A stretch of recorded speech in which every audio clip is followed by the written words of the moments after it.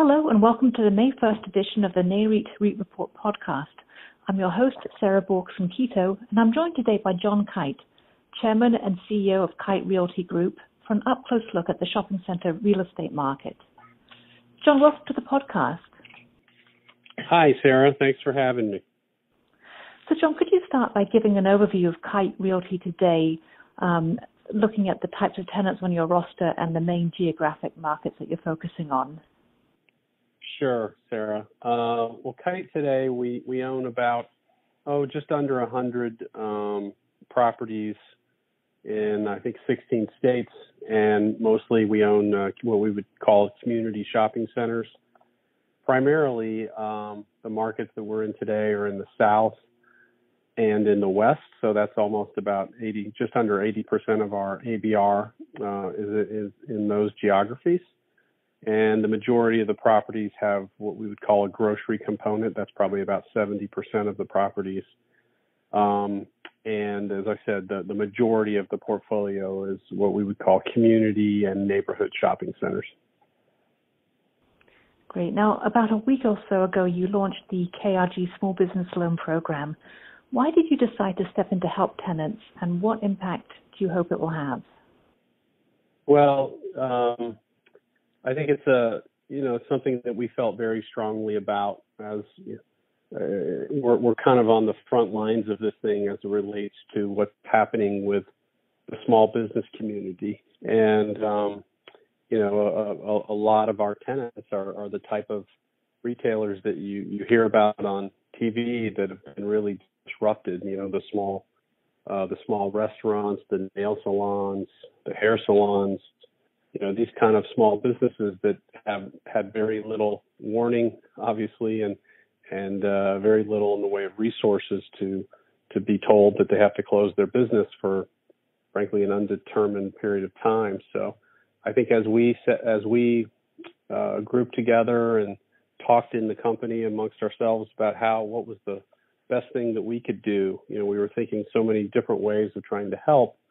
The idea came up that, as we were reading a lot about the PPP government loan program, which is a great thing, but we were obviously finding out not only from what we read, but what we heard, more importantly, from our tenants, the kind of confusion around it and the difficulty of accessing it.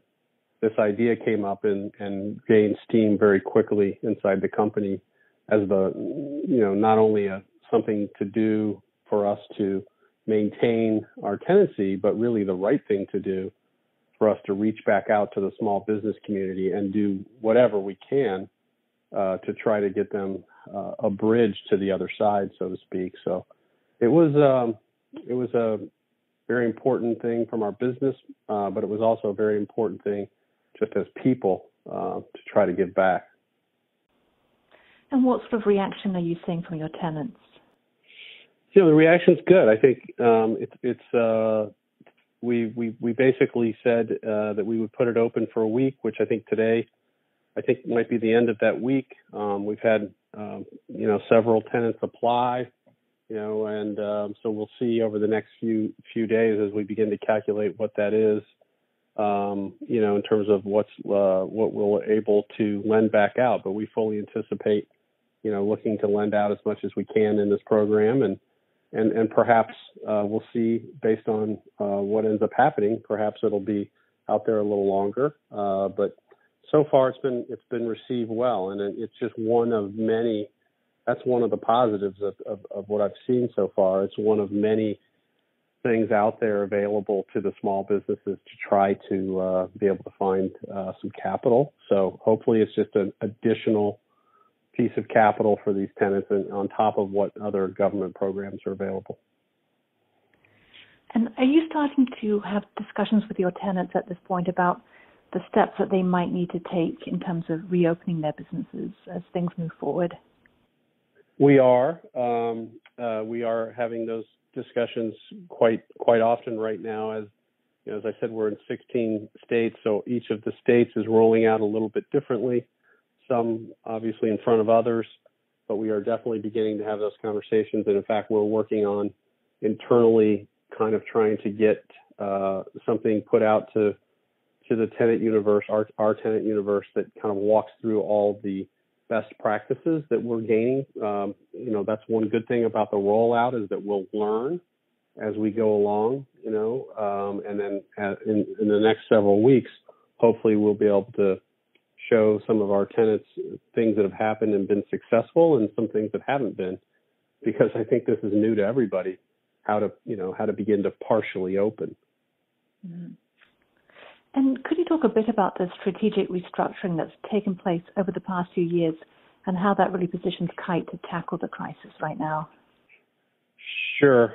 I mean, look, we're very fortunate that the company is probably in its strongest position that it's ever been as it relates to the balance sheet, and that balance sheet strength was one of the reasons we felt very comfortable, creating this loan program. But I think that, last year we very publicly announced what we called our Project Focus plan, which was to sell $500+ million of shopping centers in the year, and take all of those proceeds and pay down debt, which we accomplished in a much faster period than we thought. And, thank goodness we were able to do that last year. And, it's funny, when we thought that through and went out to execute on that plan, we just felt very certain that the timing was right.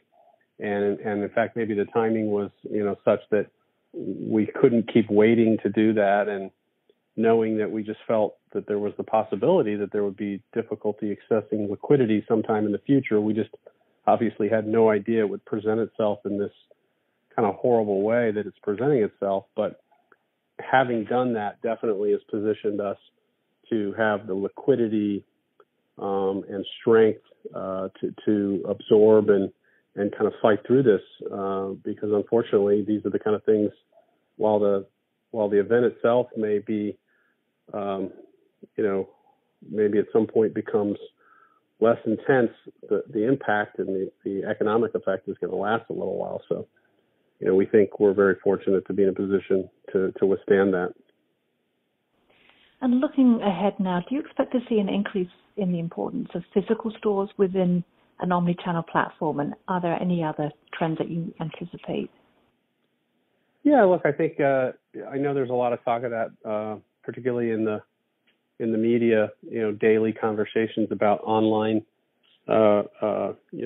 online penetration increasing more at a rapid rate, and physical retail being on the losing end of that. But I think we would disagree. We think that physical retail, if anything, has become even more important in an omni-channel world, and I think it's playing out every day. I think so I think in a way, when we look back on this several years from now, this may be the turning point where it became, it's so critical that you have the ability to have a physical presence as well as supplement that, either from your physical presence or, in the sense that you could be distributing from the stores themselves, or more importantly right now, picking up from the stores. And I think that's obviously going to become a much bigger part of the platform going forward. But this was already kind of happening, and the open air sector that we're in was benefiting from that. And I think it's going to even benefit more as we move forward. So we expect that, I'll tell you one thing, I think just anecdotally, everyone I talk to and everyone that we interact with, what do I hear the most is I can't wait to get out again. And I didn't realize how much I appreciated going to the restaurant, or appreciated, going to get my nails done, or going to the dry cleaner, whatever it was. Not my nails, but you know what I mean. But I think, I think people are really thinking that through, and also how important these small businesses are to our communities. And look, I mean, when you think about the ecosystem that exists in physical retail and its connection to the communities, it is going to only be stronger. Our ability to have these tenants flourish, and our ability to pay, the real estate taxes that we pay, the insurance that we pay, the things that we pay. And those taxes, by the way, are what fund every one of these small towns, police departments, fire departments, the people that are putting their lives on the line. So this is, without being too dramatic, I think people are going to really think about this coming out of it, and appreciate those small businesses and large national businesses that are in those local shopping centers that give them not only a place to go, but give their community that vibrancy that, has kind of been taken away from us. Great. John, I really appreciate your time today. Well, I thank you very much for having me, Sarah, and please continue to stay healthy and safe. And we're all fortunate to have what we have, and I think everybody's thinking about that a lot more. Yeah, absolutely. Thank you. And to our listeners, for the latest news and analysis on REITs and listed real estate, be sure to visit REIT.com.